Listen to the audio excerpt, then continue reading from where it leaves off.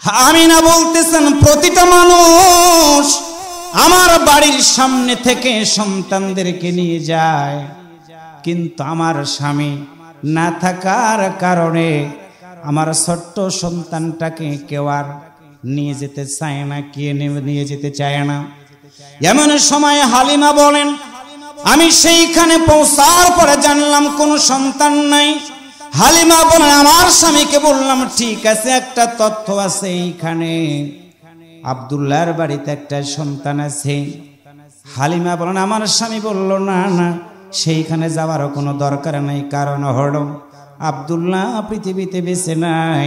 মুহাম্মাদকে যদি আমি নিয়ে যাই, উপঢৌকন দেওয়ার মতো তো কেউ থাকবে না, কেউ থাকবে না। আল্লাহর নবী কত দামি মানুষ ছিলেন, এইটা বোঝানোর জন্য বুঝবেন ভালো করে।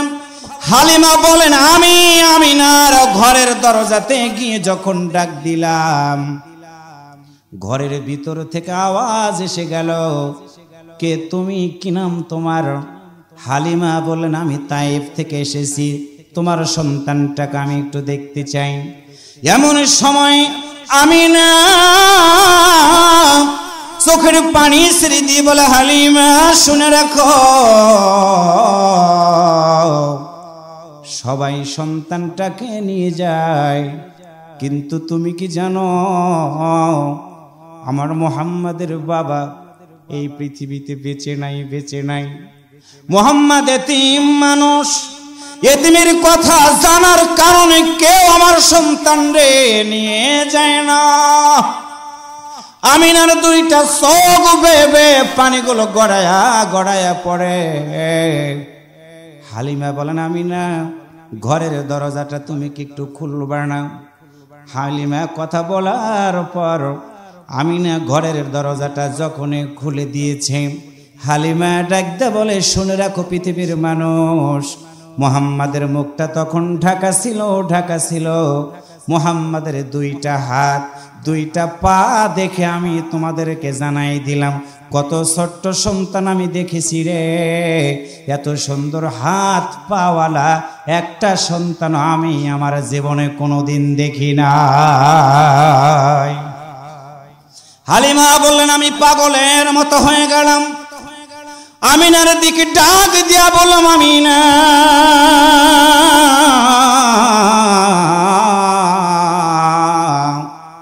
তুমি কি একটু ঘরের দরজাটা খুলবা না?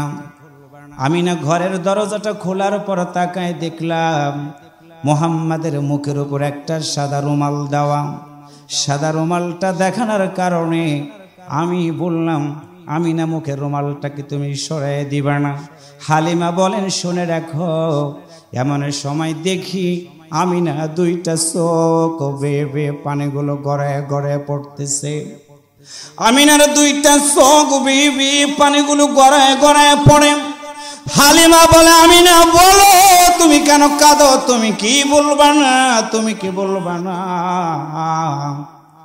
আমিনা হালিমাকে জড়াই ধরে বলে, হালিমা কত মানুষ আসলো, আদর করে সন্তানগুলোকে নিয়ে গেল, তুমি তো জানো আমার বাড়ির পাশ দিয়ে যায়, আমার সন্তানটার দিকে কেউ তাকাইল না।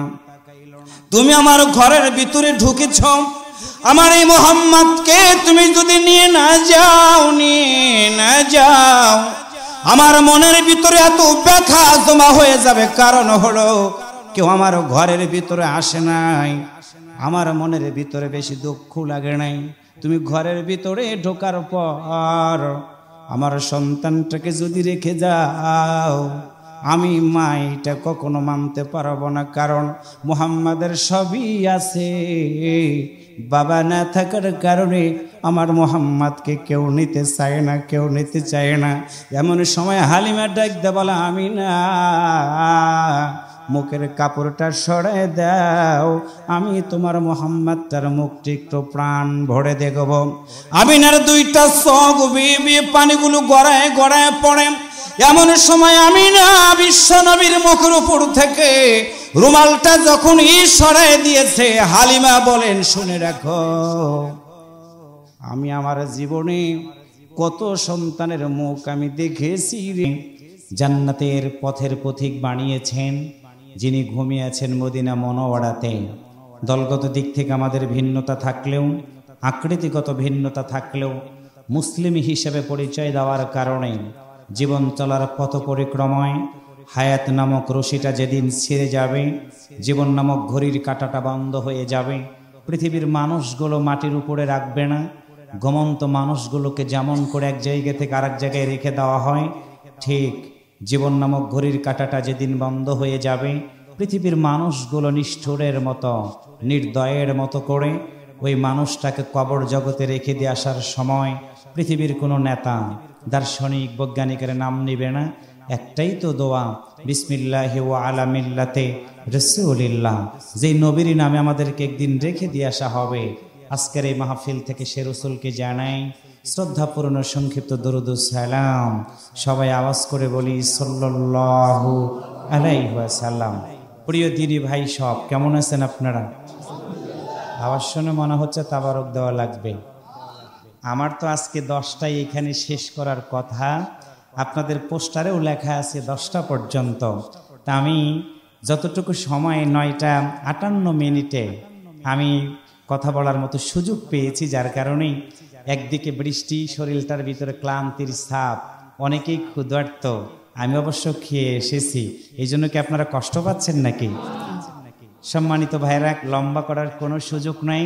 আসর থেকে শুরু হয়েছে, হৃদয়গ্রাহী বক্তব্য দিয়ে আমাদেরকে ধন্য করেছেন, যার কারণেই আমি আপনাদের সামনে আজকে এসে সংক্ষিপ্তভাবে কোরআনুল কারীমের সূরা আনফাল থেকে একটি আয়াত তেলাওয়াত করেছি। এই পাঙ্গাসির কোরআনে কি সূরা আনফাল আছে? যারা কথা বলেন নাই তাদের মনে হয় নাই। একসাথে বলেন, এই পাঙ্গাসির কোরআনে কি সূরা আনফাল আছে? সূরা আনফাল নাজিল হয়েছিল বিশ্বনবী সাল্লাল্লাহু আলাইহি ওয়াসাল্লামের মাদানী জিন্দেগিতে। মোট আয়াত সংখ্যা 75, রুকু সংখ্যা 10। সেখানকার 66 নম্বর একটা আয়াত তেলাওয়াত করেছি। কেন করলাম? টার্গেট হলো বিশ্বনবীর সিরাত, জীবন এবং কর্ম নিয়ে শুধু আলোচনা করলেই হবে না। এখন সময় এসেছে আমাদেরকে সিদ্ধান্ত গ্রহণ করার। হাজারো জনসমর্থন আমাদের আছে, জনসমর্থনগুলোকে জনশক্তিতে রূপান্তর করে আল্লাহর এই জমিনে দিন কায়েমের প্রতিটা জায়গা থেকে প্রতিটা নাগরিককে ময়দানে প্রত্যক্ষ পরোক্ষ যদি ভূমিকা রাখতে পারি, তাহলে আল্লাহর নবীর সিরাত, জীবন এবং কর্ম নিয়ে আলোচনা করা আমাদের জন্য বাস্তবতার দিক থেকে ঠিক হবে। আওয়াজ করে বলেন কথা ঠিক কিনা?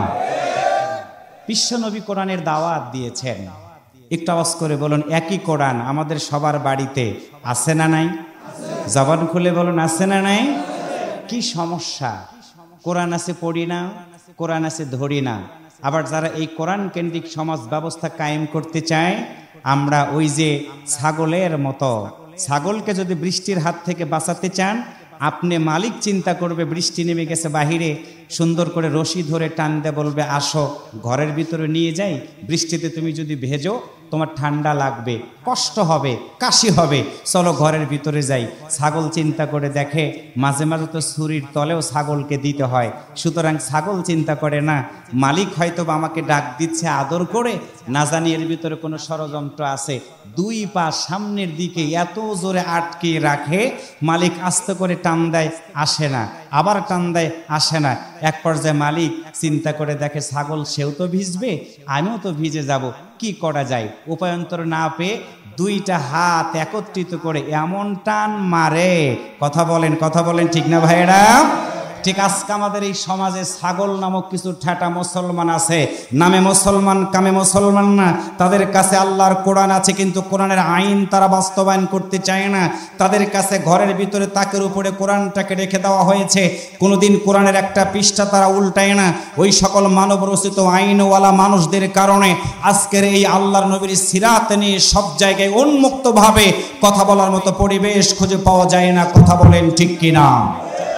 সুতরাং আজকের এই ময়দান থেকে আমাদেরকে সিদ্ধান্ত নিতে হবে, আর কতদিন থাকবো ঘুমিয়ে? জাগ্রত হতে হবে। কোরআনের সাথে আমাদের সম্পর্ক যদি রাখতে পারি, I believe that must be শোর today or tomorrow Islami revolution in the world, Islami revolution in the our country. একটু আল্লাহু আকবার জোরে বলেন। সেই সূরা আনফালে কি আছে? আল্লাহ তাআলা যখন বিশ্বনবীকে কোরআনের দাওয়াত দেওয়ার জন্য বললেন, রসুল দাওয়াত দিচ্ছেন, মানুষদেরকে হাতছানি দিয়ে ডাক দিচ্ছেন, কি কথা বলে। সূরা হামিমাস সাজদা আয়াত নাম্বার 33, ওমান আহসানু কাওলাম মিম্মান দাআ ইলাল্লাহি ওয়া আমিলা সালিহাও ওয়া ক্বালা ইন্নানি মিনাল মুসলিমিন। আল্লাহ রাসূল যখন কথাগুলো বলতেছিল, আবু জাহেল, উতবা, সাইবারা রাসূলের সামনে দাঁড়িয়ে বিরোধিতা করেছে, তাকে ধরেছে, 3টা বছর শিয়াবে আবি তালিফে জেলখানার ভিতরে বন্দী করে রেখে খাবার বন্ধ করে দিয়েছে। আল্লাহ রাসূল এর পরেও কোরআনের দাওয়াত দেওয়া কি বন্ধ করে দিয়েছে? জবান খুলে বলুন, দিয়েছে? আল্লাহ রাসূল যখন দাওয়াত দিচ্ছিলেন, এমন সময় কাফেররা এসে রাসূলের দলের লোকদেরকে ধরলো, মারলো, গ্রেফতার করলো, রিমান্ডে নিল। সাহাবীরা এসে রাসূলের কাছে বলল, হুজুর দ্বীনের কথাগুলো তো বলি, আল্লাহর এই জমিনে দ্বীন কায়েমের প্রত্যক্ষ পরোক্ষ ভূমিকা রাখি। ডান দিকে কেউ নাই, বাম দিকে কেউ নাই, সামনে কেউ নাই, পিছনে কেউ নাই, আমরা কি দাওয়াতি কাজ বন্ধ করে দিব? আল্লাহ তাআলার পক্ষ থেকে সুসংবাদ এসে গেল। জিবরাইল আমিন এসে রাসূলকে বললেন, হুজুর আপনার তো মন খারাপ, আপনার দলের লোকেরা নির্যাতনের শিকার, কষ্টের শিকার, তাদেরকে সুসংবাদ দিয়ে দেন। আল্লাহ তাআলার পক্ষ থেকে আমি সুসংবাদ নিয়ে এসেছি। কি সুসংবাদ? আল্লাহ বলেন, রাসূল তুমি শুনে নাও, ইয়া আইয়ুহান নাবিয়্যু হাসবুকাল্লাহ। ইয়া হরফে নেদা, এখানে ডাক দিতেন আল্লাহ নিজে, আইয়ুহান নাবিয়্যু, হে নবী, ডান দিকে তোমার কেউ নাই, বাম দিকে তোমার কেউ নাই, সামনে তোমার কেউ নাই, পিছনে তোমার কেউ নাই, হাসবুকাল্লাহ, আমি আল্লাহ তোমার জন্য যথেষ্ট। সুবহানাল্লাহকে আগামীকাল বলবেন, আরেকটু জোরে বলুন সুবহানাল্লাহ।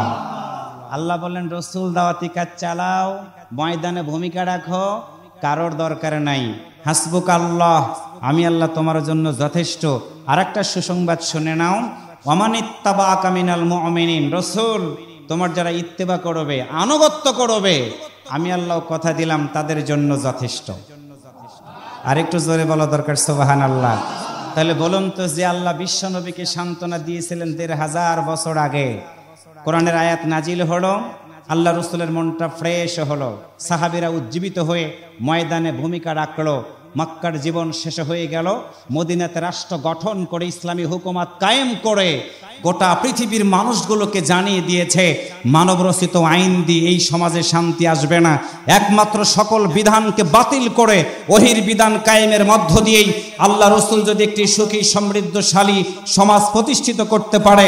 আপনাদের কাছে আমি প্রশ্ন রাখতে চাই, আজকে এই বাংলার জমিনে মানবরচিত আইনগুলোকে পদদলিত করে আল্লাহর এই জমিনে কোরআনের বিধান যদি আমরা কায়েম করতে পারি, আল্লাহর কসম করে বলি, সানা থেকে হাজরামাউত পর্যন্ত রাতের অন্ধকারে সুন্দরী রমণীরা যেমন করে ঘুরে ঘুরে বেরিয়েছে, আজকেও বাংলাদেশের পার্লামেন্টে আল্লাহর কোরআনের বিধান যদি কায়েম হতে পারে, আল্লাহর কসম করে বলি, সুদ থাকবে না, ঘুষ থাকবে না, জেনা থাকবে না, অমুসলিম ভাইরা নির্দ্বিধায় নিঃসংকোচে তাদের প্রতিমাতে পূজা করতে পারবে, বাধা দেওয়ার মতো কেউ থাকবে না।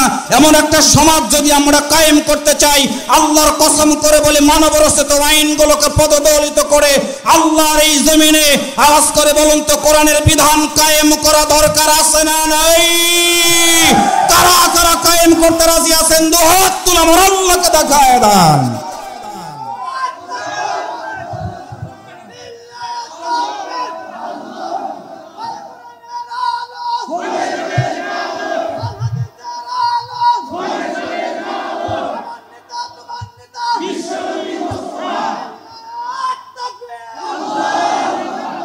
হাত নামান। কষ্ট হচ্ছে কি আপনাদের? আমরা আশার বাণী শুনতে আসছি, মুমিন জীবনে হতাশা হওয়ার কোনো সুযোগ নাই। আমরা আশার বাণীর স্বপ্নে দেখছি, আশা করি আল্লাহ তাআলা হয়তোবা আগামী দিনের পৃথিবীতে কোরআনের বিজয় নিশান উড্ডীন করে দিবে। আমিন, জোরে বলেন। অক্টোবর মাসে প্রোগ্রাম করছি, গত বছর 7ই অক্টোবর গোটা বিশ্বের একটি আলোচিত দিন। ভেবেছিল ইসরায়েলের হানাদার বাহিনীরা একদিনে গাজার মুসলমানদেরকে পৃথিবীর মানচিত্র থেকে মুছে দিবে। পেরেছে তারা? কথা বলেন, পেরেছে তারা? একটা বছর হয়ে গেল, গত 3 দিনের নিউজ হচ্ছে আজকে গোটা পৃথিবীতে একটি আওয়াজ তৈরি হয়ে গেছে, মুসলমানদের শহীদের রক্ত যেই জমিনে পড়েছে ওই জমিনের বিজয়ের নিশান আল্লাহ তাআলা উড়াই দেবে। আজকে চতুর্দিকে একটাই শব্দ দাঁড়িয়ে গেছে, ইসরায়েলেরা আজকে লেজ গুটায় পালাইতে বাধ্য হচ্ছে। আমরা দোয়া করব, আল্লাহ তাআলা আমাদের যদি আরো রক্ত লাগে তুমি নাও, আমার এই দেশ, আমার এই পৃথিবীতে আল্লাহ তুমি কোরআনের বিজয়ী পতাকাটা আমাদের চোখের সামনে যেন ওরে, আমরা একটু দেখতে চাই ইসলামী হুকুমত কায়েম হলে দেশ কেমনে চলে, সমাজ কেমনে চলে। আওয়াজ করে বলুন তো, একটি দেখার স্বপ্ন আমাদের সবার ভিতরে আছে না নাই? আর একবার বলুন, আছে না নাই? সেই স্বপ্ন যদি বাস্তবায়ন করতে চাই, আসুন আলোচনার দিকে। কি আলোচনা? ইয়া আইয়ুহান নাবিয়্যু হাসবুকাল্লাহ। কারোর কাছে আমাদের যাওয়ার দরকার নাই, আমরা যাব, আমরা চাইব একজনের কাছে। একসাথে বলেন তো, তিনি কে? আর একবার বলুন, তিনি কে? সেই আল্লাহ বলেছেন, আমানিত্তাবাকা মিনাল মুমিনিন। নবী, তোমার যারা ইত্তেবা করবে, আনুগত্য করবে, তোমাকে যারা ফলো করবে, তোমার হুকুমাত যারা বাস্তব জীবনে প্রয়োগ করে জীবন চালাবে, আমি আল্লাহ বললাম তাদের জন্য আমি যথেষ্ট। জবান খুলে বলুন তো, সেই আল্লাহ কি এখনো আছে না নাই? আর একবার বলুন, আছে না নাই? সে আল্লাহর কথা শুনে আমাদের জীবন চালাবো। আসুন একটু কোরআন থেকে কিছু কথা শুনে আমি আপনাদেরকে কয়েকটা মিনিট কষ্ট দিয়ে দোয়া করে এখান থেকে যাওয়ার চেষ্টা করব। পড়ুন সবাই আপনারা একটু আমার সাথে, শয়তানের কাছ থেকে একটু পানা চেয়ে নেই। আপনাদের রায়গঞ্জ থানায় কি শয়তান আছে? একসাথে বলেন, আছে? একটা শয়তান তো পালাইছে, আরো শয়তান কি আছে? একটু কথা বলেন, আছে? আসুন সেই শয়তানের কাছ থেকে আমরা পানা চেয়ে নিয়ে আল্লাহর কথাগুলো একটু শুনবো। পড়ুন সবাই আমার সাথে মেহেরবানি করে। যাদের জবান আছে একটু তেলাওয়াত করুন। নাকি আপনারা পান খাবেন? বিরতি দিব নাকি? ঘুমাবেন না? একটু কথা বলেন ক্লাসের মতো করে। আমার আজকে খুব ভালো লাগছে, ছাত্র আছে, তারও উস্তাদ আছে, তারও উস্তাদ আছে, তাদের সামনে বসে আমি কিছু কথা বলার সুযোগ পেয়েছি। একটু মারহাবা বলেন তো তাদের জন্য। পড়ুন সবাই আমার সাথে একটু মেহেরবানি করে। আউযু বিল্লাহি মিনাশ শাইতানির রাজীম। বিসমিল্লাহির রাহমানির রাহিম। ইয়া আইয়ুহান নাবিয়্যু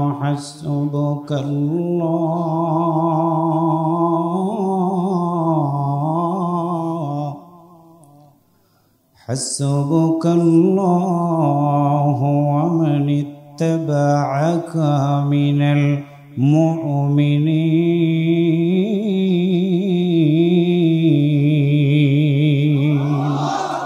আরেকটু আওয়াজ করে বলুন, আল্লাহু আকবার। সম্মানিত রায়গঞ্জবাসী, বিশ্বনবী সাল্লাল্লাহু আলাইহি ওয়াসাল্লাম আজ থেকে ১৫০০ বছর আগে পৃথিবীতে আগমন করেছেন। যেই সময় তিনি পৃথিবীতে আগমন করেছেন ওই সময়টাকে বলা হতো আইয়ামে জাহিলিয়াতের যুগ। ঐতিহাসিকগণ দুইটা কথা বলেছেন জাহিলিয়াতের যুগ কেন বলা হতো। এক নাম্বার কারণ ছিল, কোন মায়ের পেটের ভিতর থেকে যখন কোন কন্যা সন্তান পৃথিবীর আলো দেখত, মেডিকেল সায়েন্স প্রমাণ করে দিয়েছে একটা মায়ের পেটের ভিতরে প্রতিটা সন্তান, ছেলে হোক আর মেয়ে হোক, ৩৬ সপ্তাহ থেকে ৪০ সপ্তাহ পর্যন্ত মায়ের পেটের ভিতরে থাকে। ৩ মাস মায়ের পেটের ভিতরে সন্তানের বয়স হওয়ার কারণে সন্তানটার রক্তপিণ্ডটা মাংসপিণ্ডতে পরিণত হওয়া শুরু হয়ে যায়।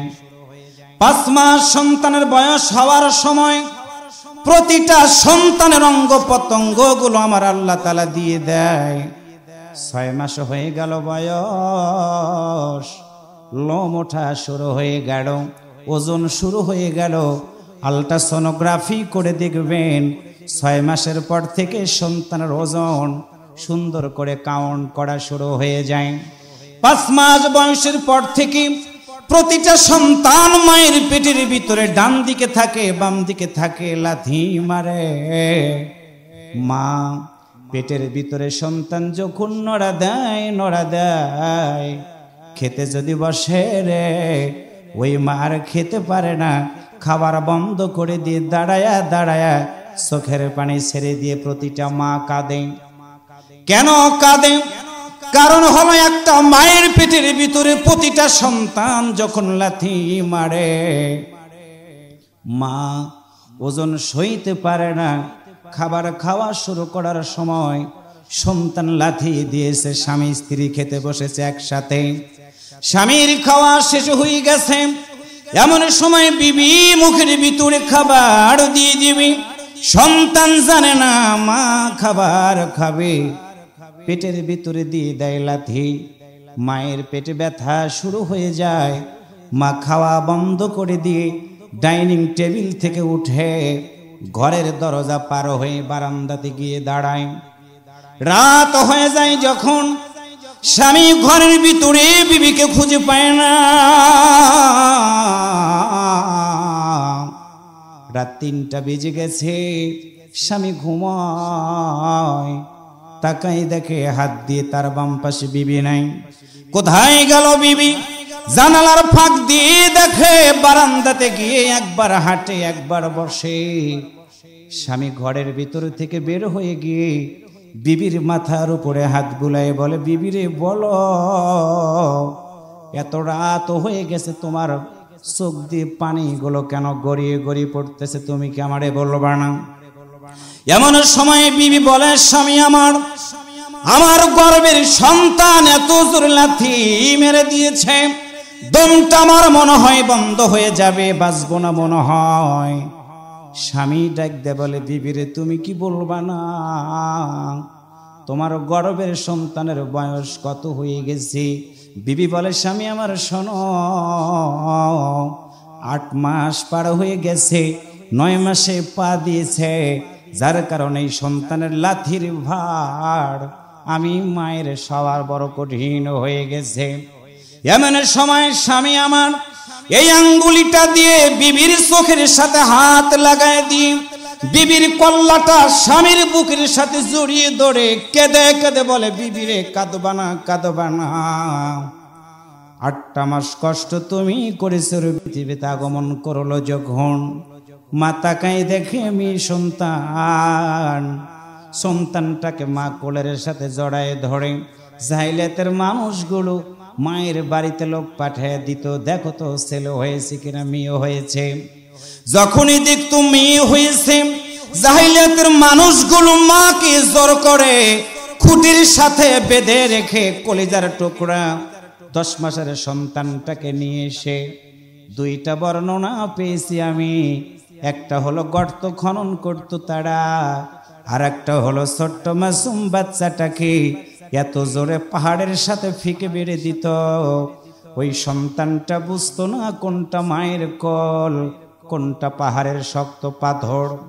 মায়ের কাছ থেকে সন্তান যেমন নিরাপদ থাকে, এমনই সময় জাহিলিয়াতের মানুষগুলো মায়ের কাছ থেকে সন্তানটাকে কেড়ে নিয়ে জীবন্ত গলা টিপে যখন হত্যা করে দিত। সন্তান হারা মা 2টা চোখের পানি ছেড়ে দিয়ে বিনয়ের সাথে মালিক রে ডাক দে বলতো, গো আমার মালিক, 10টা মাস সন্তান আমার পেটের ভিতরে দিয়েছিলা, ছেলে হবে কে মেয়ে হবে আমি জানি না, মেয়ে সন্তান হওয়ার কারণে কেড়ে নিল ওরা আমার কাছ থেকে, বিচারটা আমি আল্লাহ তোমার কাছে দিয়ে দিলাম। মায়ের আর্তনাদ মালিকের দরবারে কবুল হয়ে গেল। আমার আল্লাহ কুদরতি পার্লামেন্টে সিদ্ধান্ত নিয়ে নিলেন, না না না, এইভাবে যদি কন্যা সন্তানগুলোকে বিদায় করে দেয়, পৃথিবীতে আমি আল্লাহ মানুষ পাঠাইতে পারব না। আমার আল্লাহ কুদরতি পার্লামেন্টে সিদ্ধান্ত নিয়ে কন্যা সন্তানদেরকে হেফাজত করার জন্য, গোটা পৃথিবীর মানুষগুলোকে মনুষ্যত্ব জাগ্রত করার জন্য আজ থেকে 1500 বছর আগে আমিনার গর্ভের মাধ্যম দিয়ে 570 খ্রিস্টাব্দে আমার আল্লাহ তাআলা বিশ্ব নবীকে পৃথিবীর বুকে পাঠাইয়া দিয়ে দিলেন। আকাশেরই তারাগুলো ঝিলমিলি ঝিলমিলি জ্বলছে, ডালে ডালে ফুলগুলো সৌরভে দুলছে, রসুল এসেছে হাবিব এসেছে, রসুল এসেছে, হাবিব এসেছে। একটু কি মারহাবা করতে ইচ্ছা করে না? একটু আমার সাথে বলতে পারবেন? সবাই একটু আমার সাথে বলুন, আকাশেরই তারাগুলো, আকাশেরই তারাগুলো ঝিলমিলি ঝিলমিলি জ্বলছে, ডালে ডালে ফুলগুলো সৌরভে দুলছে, রসুল এসেছে, হাবিব এসেছে, রহমত এসেছে, বরকত এসেছে। মারহাবা বলেন। আরব দেশে কবর পাশে মানবের সেরা মানব এসেছে, আমিনার কোলে চন্দ্র দোলে, পাখিরা ডালে ডালে গান ধরেছে। আল্লাহু আকবার। আরব দেশে কবর পাশে মানবের সেরা মানব এসেছে, আমিনার কোলে চন্দ্র দোলে, পাখিরা ডালে ডালে গান ধরেছে। হুজুর এসেছে, রহমত এসেছে, বরকত এসেছে। আকাশেরই তারাগুলো একসাথে, আকাশেরই তারাগুলো ঝিলমিলি ঝিলমিলি জ্বলছে, ডালে ডালে ফুলগুলো সৌরভে দুলছে, রসুল এসেছে, রসুল এসেছে, হাবিব এসেছে। কষ্ট হচ্ছে আপনাদের? বিশ্বনবী 570 খ্রিস্টাব্দে পৃথিবীতে আগমন করলেন, অন্ধকারাচ্ছন্ন একটি সমাজ আলোকিত হয়ে গেল। মারহাবা জোরে বলেন। সম্মানিত প্রিয় ভাইরা, আরবের প্রথা মোতাবেক ওই সময় প্রতিটা সন্তানটাকে নিয়ে যাওয়া হতো তায়েফ থেকে। মানুষগুলো এসে সন্তানগুলোকে দুধ পান করাই দিত। বুঝবেন ভালো করে, রসুল হন নাই তিনি 2 বছরের বয়স থেকে শুরু করে। আল্লাহর নবী ছোট্ট মানুষ, হালিমা সুন্দর করে আসলেন আমিনার বাড়িতে, রসুলকে নিয়ে যাবেন। সম্মানিত প্রিয় ভাইরা, কলিজাটা ফেটে যায়। আমিনা বলতেছেন, প্রতিটা মানুষ আমার বাড়ির সামনে থেকে সন্তানদেরকে নিয়ে যায়, কিন্তু আমার স্বামী না থাকার কারণে আমার ছোট্ট সন্তানটাকে কেউ আর নিয়ে যেতে চায় না, কে নিয়ে যেতে চায় না। এমন সময় হালিমা বলেন, আমি সেইখানে পৌঁছার পরে জানলাম কোনো সন্তান নাই। হালিমা বলেন, আমার স্বামীকে বললাম, ঠিক আছে, একটা তথ্য আছে, এইখানে আব্দুল্লাহর বাড়িতে একটা সন্তান আছে। হালিমা বলেন, আমার স্বামী বলল, না না, সেইখানে যাওয়ারও কোনো দরকার নাই, কারণ হলো আব্দুল্লাহ পৃথিবীতে বেঁচে নাই। মুহাম্মাদকে যদি আমি নিয়ে যাই, উপঢৌকন দেওয়ার মতো তো কেউ থাকবে না, কেউ থাকবে না। আল্লাহর নবী কত দামি মানুষ ছিলেন, এইটা বোঝানোর জন্য বুঝবেন ভালো করে। হালিমা বলেন, আমি আমিনার ঘরের দরজাতে গিয়ে যখন ডাক দিলাম, ঘরের ভিতর থেকে আওয়াজ এসে গেল, কে তুমি, কি নাম তোমার? হালিমা বলেন, আমি তায়েফ থেকে এসেছি, তোমার সন্তানটাকে আমি একটু দেখতে চাই। এমন সময় আমিনা চোখের পানি ছেড়ে দিয়ে বলে, হালিমা শুনে রাখো, সবাই সন্তানটাকে নিয়ে যায়, কিন্তু তুমি কি জানো আমার মুহাম্মাদের বাবা এই পৃথিবীতে বেঁচে নাই, বেঁচে নাই। মুহাম্মদ এতিম মানুষ, এতিমের কথা জানার কারণে কেউ আমার সন্তান রে নিয়ে যায় না। আমিনার 2টা চোখ বেবে পানিগুলো গড়ায়া গড়ায়া পড়ে। হালিমা বলেন, আমিনা ঘরের দরজাটা তুমি কি একটু খুলবে না? হালিমা কথা বলার পর আমিনা ঘরের দরজাটা যখনই খুলে দিয়েছে, হালিমা ডাকতে বলে, শুনে রাখো পৃথিবীর মানুষ, মুহাম্মাদের মুখটা তখন ঢাকা ছিল, ঢাকা ছিল। মুহাম্মাদের দুইটা হাত দুইটা পা দেখে আমি তোমাদেরকে জানাই দিলাম, কত ছোট্ট সন্তান আমি দেখেছি রে, এত সুন্দর হাত পাওয়ালা একটা সন্তান আমি আমার জীবনে কোনোদিন দেখি নাই। হালিমা বললেন, আমি পাগলের মতো হয়ে গেলাম। আমিনার দিকে ডাক দিয়া বললাম, আমিনা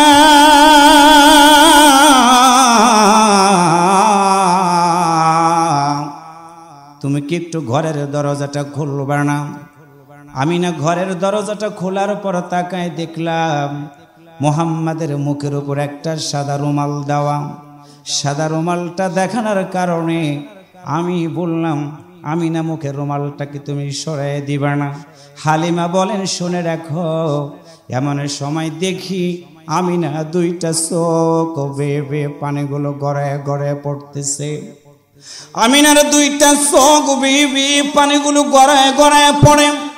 হালিমা বলে, আমিনা বলো তুমি কেন কাঁদো? তুমি কি বলবা না? তুমি কি বলবা না? আমিনা হালিমাকে জড়াই ধরে বলে, হালিমা কত মানুষ আসলো, আদর করে সন্তানগুলোকে নিয়ে গেল। তুমি তো জানো আমার বাড়ির পাশ দিয়ে যায়, আমার সন্তানটার দিকে কেউ তাকাইল না। তুমি আমার ঘরের ভিতরে ঢুকেছ, আমার এই মুহাম্মদকে তুমি যদি নিয়ে না যাও, আমার মনের ভিতরে এত ব্যথা জমা হয়ে যাবে। কারণ হলো কেউ আমার ঘরের ভিতরে আসে নাই, আমার মনের ভিতরে বেশি দুঃখ লাগে নাই। তুমি ঘরের ভিতরে ঢোকার পর আমার সন্তানটাকে যদি রেখে যাও, আমি মা এটা কখনো মানতে পারবো না। কারণ মুহাম্মাদের সবই আছে, বাবা না থাকার কারণে আমার মুহাম্মাদকে কেউ নিতে চায় না, কেউ নিতে চায় না। এমন সময় হালিমা ডাক দে বলে, আমিনা মুখের কাপড়টা সরাই দাও, আমি তোমার মুহাম্মাদটার মুখটি একটু প্রাণ ভরে দেখব। আমিনার দুইটা চোখ বেয়ে বেয়ে পানিগুলো গড়ায় গড়ায় পড়ে।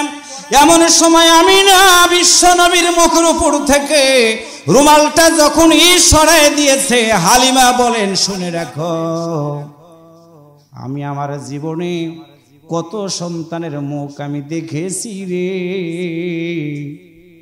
আব্দুল্লাহর বেটা মুহাম্মাদের মুখের দিকে যখন তাকালাম, আমি হালিমা পাগলিনীর মতো হয়ে গিয়ে আমিনার দুইটা হাত জড়ায় ধরে বললাম, আমিনা তোমার মুহাম্মাদকে নেওয়ার জন্য টাকা লাগবে না, পয়সা লাগবে না, তুমি বলো তো তোমার মুহাম্মাদকে আমার কাছে তুমি দুধ পান করার জন্য দিবা কিনা? আল্লাহু আকবার বলো। সম্মানিত প্রিয় ভাইরা, এইভাবে করে বিশ্ব নবীর জীবন শুরু হয়ে গেল। 25 বছর বয়সে খাদিজা রাদিয়াল্লাহু আনহা গ্রন্থের ভিতরে অতীতের সকল নবীর কথাগুলো থাকবে। এক সূরা আম্বিয়ার ভিতরে 18 জন নবীর কথা আল্লাহ তাআলা আলোচনা করেছেন। কোরআনুল কারীমের ভিতরে আল্লাহ 25 জন নবীর কথা আলোচনা করে দিয়েছেন। 40 বছর বয়সে আমার আল্লাহর পক্ষ থেকে আল্লাহ রাসূল কোরআন পেয়ে গেল। রায়গঞ্জের ভাইয়েরা, পায়ে হাত দিয়ে একটা কথা বলে গেলাম, 40 বছর পর্যন্ত বিশ্ব নবীর কোনো শত্রু ছিল না। বিশ্ব নবীকে বলা হতো আল আমিন, বিশ্ব নবীকে বলা হতো আস-সাদিক। আল্লাহর নবী 40 বছর বয়সে যখন প্রথম আয়াত নাজিল হয়ে গেল, ইকরা বিসমি রাব্বিকাল্লাযী খালাক, পড়ো তোমার প্রভুর নামে, সেই প্রভু তোমাকে সৃষ্টি করেছেন। আমার সামনে যারা বসা, একটু জবান খুলে বলুন তো, আমাদের সৃষ্টি করেছেন কে? আর একটু আওয়াজ করে বলুন, আমাদের সৃষ্টি করেছেন কে? রাসূল বলেন, আল্লাহ।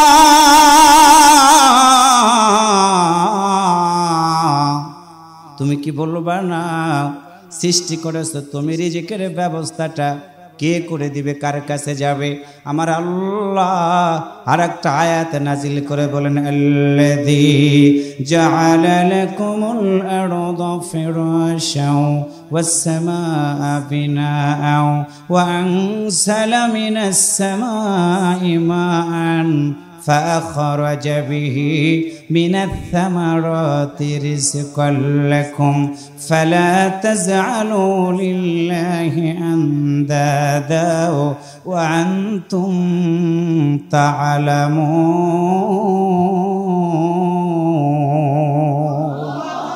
আল্লাহ বলেন রাসূল বলে দাও আমি আল্লাহ আসমানটাকে ছাদ বানালাম জমিনটাকে বিছানা বানাই দিয়ে দিলাম আমার বান্দা বান্দি কি খাবে কারো চিন্তা করার দরকার নাই আজকে বৃষ্টি হলো আমাদের জন্য কষ্ট হচ্ছে কিন্তু বৃষ্টি হওয়ার কারণে অনেক ফসলের কিন্তু উপকার হয় রোদ হওয়ার কারণে অনেক ফসলের কিন্তু উপকার হয় আল্লাহ বলেন বান্দারে শুনে রাখো আসমান থেকে বৃষ্টি দিয়া রোদ দিয়া তোমাদের জমিনটা ফসলের জন্য আমি আল্লাহ উর্বরতা শক্তি বৃদ্ধি করে দিই তার মানে হলো রিজিকের জন্য কারো কাছে যাওয়ার দরকার নাই আওয়াজ করে বলুন তো আমাদের রিজিক দেয় যিনি তিনি কে রাসূল বলেন আল্লাহ তুমি কি বলবা না রিজিক পাইলো তোমার বান্দারা তাদের কি কাজ আমার আল্লাহর একটা আয়াত নাজিল করে বলেন ওমা খালাকাতুল জিন্না ওয়াল ইনসা ইল্লা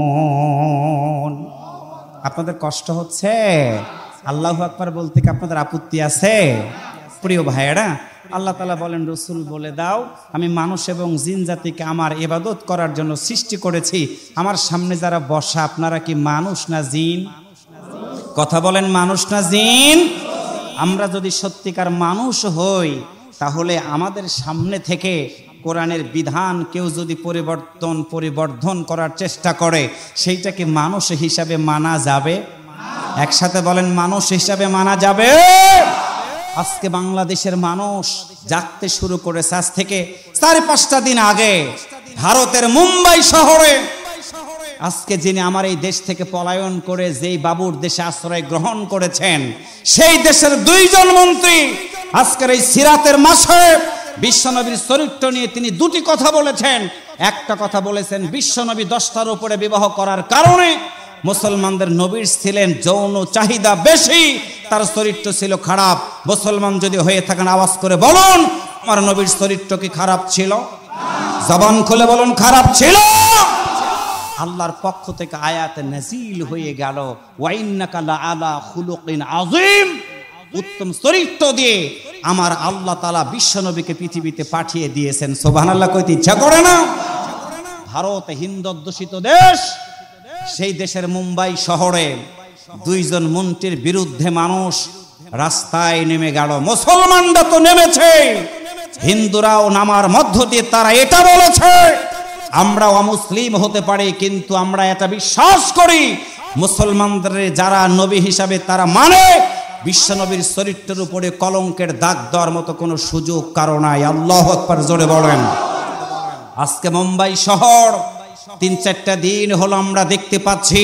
শুধুমাত্র মানুষ আর মানুষ পায়ে হেঁটে গাড়িতে চড়ে বিশ্বনবীর চরিত্রের উপরে কেউ যদি কলঙ্কের দাগ দেয় হিন্দু দেশের যদি মুসলমানরা রাস্তায় নামতে পারে আমরাও কিছুদিন আগে দেখেছি বাংলাদেশে প্রধানমন্ত্রী থাকার সময় আমার প্রিয় ভাইরা ফ্রান্সের প্রেসিডেন্ট মাইকেল ম্যাক্রো তিনি বাংলাদেশে আগমন করেছিলেন ফ্রান্সের প্রেসিডেন্টের সময় আমার নবীর চরিত্রের কলঙ্কের দাগ দেওয়া হয়েছিল বাংলাদেশের সকল শ্রেণীর মানুষ রাস্তায় নেমে মিছিল করেছে মিটিং করেছে কিন্তু তথাকথিত জালেম সরকারের পক্ষ থেকে একটা বিবৃতি পর্যন্ত দেওয়া হয়েছিল না আজকে ভারতের মতো জমিনে মুসলমানরা জাগতে শুরু করেছে আপনাদের কাছে আমাদের প্রশ্ন হলো একটা আমরা যে দল করি না কেন যতটুকু আকৃতি আমাদের লম্বা খাটো হোক না কেন কিন্তু রাসূলের চরিত্রের বিরুদ্ধে কেউ যদি কলঙ্কের দাগ দেয় এইটা কি আমরা মানব একসাথে বলেন মানব সুতরাং আজকের এই মাহফিল থেকে সিরাতকে কেন্দ্র করে বিশ্বনবীর জীবন এবং কর্মের উপর আলোচনা এতটুকু রাখতে চাই। আল্লাহ তাআলা যদি বিশ্বনবীর চরিত্র সম্পর্কে সুন্দর করে বলতে পারেন, ওয়া ইন্নাকা লাআলা খুলুকিন আযীম ওয়া মা আরসালনাকা ইল্লা রাহমাতাল লিল আলামিন, ওই রাসূলের চরিত্রের উপরে কেউ যদি কলঙ্কের দাগ দেয়, আল্লাহর কসম করে বলেছি, ভারত কেন, গোটা পৃথিবীর শক্তিধর রাষ্ট্র হলো আমেরিকা, আমেরিকা কেন, ফ্রান্স কেন, ব্রিটেন কেন, গোটা পৃথিবীর ইহুদি খ্রিস্টানরাও যদি মুসলমানদের নবীর উপরে চরিত্রের উপরে কলঙ্কের দাগ দেওয়ার চেষ্টা করে, আল্লাহর কসম করে বলে 56,000 বর্গ মাইলের শহরে বন্দরে নগরের প্রতিটা মুসলমানেরা মাথার রুমাল কোমরে বেঁধে রাস্তায় নেমে যাবে, জীবন দিবে, শহীদ হয়ে যাবে, কিন্তু আল্লাহর নবীর চরিত্রের উপরে কলঙ্কের দাগ এইটা মুসলমানেরা মানবে না, মানবে না, মানবে না। বিশ্ব নবীকে ভালোবাসতে রাজি আছেন যারা, দুহাত তুলে আমার আল্লাহকে দেখায় দেন।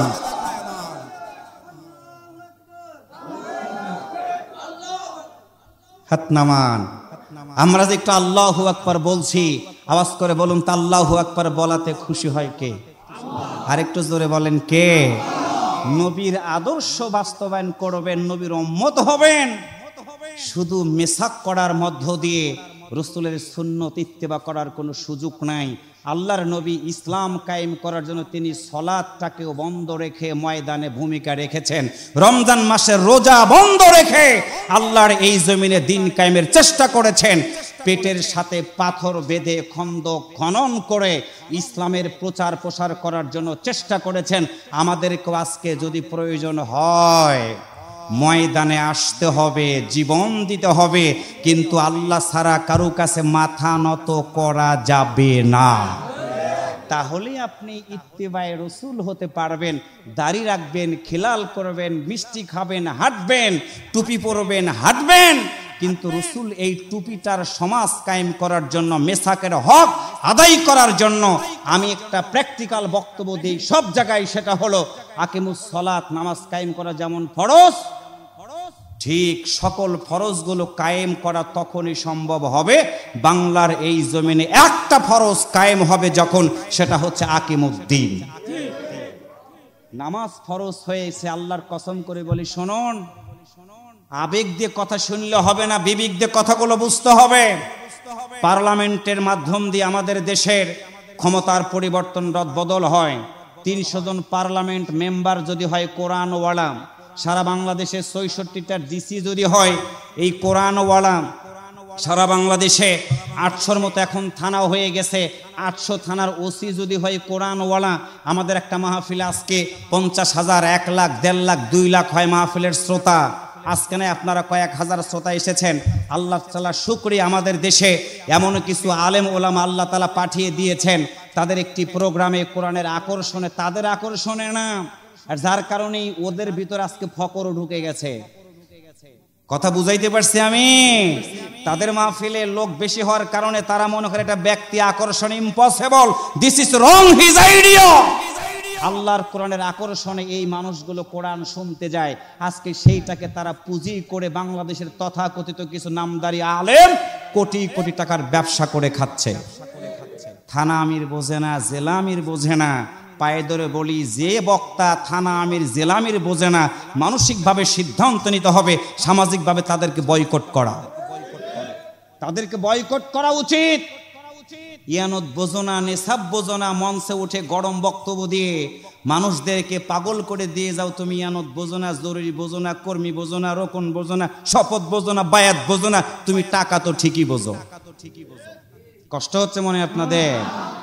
আমি সংগঠনের ভাইদেরকে পরিষ্কার কথা বলি, শুনে রাখবেন কান খুলে, নেতৃবৃন্দকে পায়ে ধরে বলে যাই, 17টা বছর এদেশের হকপন্থী আলেমরা কথা বলতে পারে নাই, কিন্তু এখন শহীদ আন্দোলন, বাংলাদেশি জামাত ইসলামীর ব্যানারে প্রোগ্রাম হয়, ফেসবুকে দেখি অনেক মুনাফিক বক্তারা থানা আমিরের পাশে বসে বক্তব্য দেয়, তখন আমাদের কলিজা ফেটে যায়।